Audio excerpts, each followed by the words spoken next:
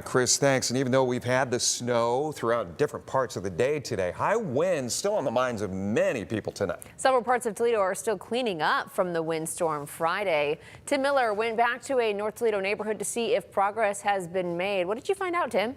Well, Caitlin, Jeff, this is what we showed you back on Friday at Chestnut Street and Page Street. A tree that might be about 100 years old crashed down.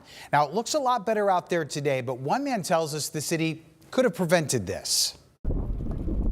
Back on Friday, it looked like it would take days to clear this tree right at the intersection. It landed on an AT&T truck and on this house.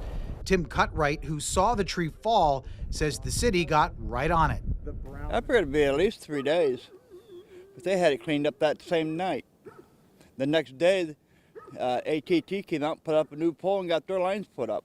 Tarp has been put over the damage to the roof of the home, and some of the siding will need to be replaced, if not all of it. And there's still a pile of debris here. But this is the biggest reminder of what happened. A hollow stump that isn't so easy to get rid of. They tried to lift it, they couldn't pick it up. They have to get something bigger to pick it up.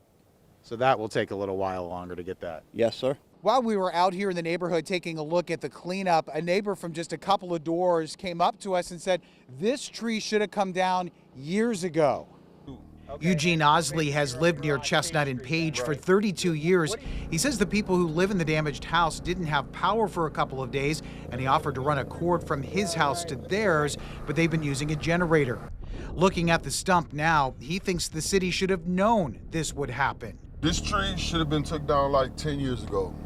If you look down the street, all the trees down there need to be took down. They took down all the good trees that was on Page Street, from this end to that end. Meanwhile, Tim Cutright just wants a timeout from Mother Nature.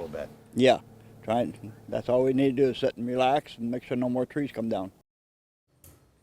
A city spokesperson told me they don't have any reports in their system for this tree over the last 5 years. And they say forestry crews have been working 12-hour shifts since Friday, responding to storm damage and debris. 300 tree damage concerns have come in through 1,600 calls to Engage Toledo. Call 419-936-2020 if you need to make a report. Reporting live, Tim Miller, WTOL 11.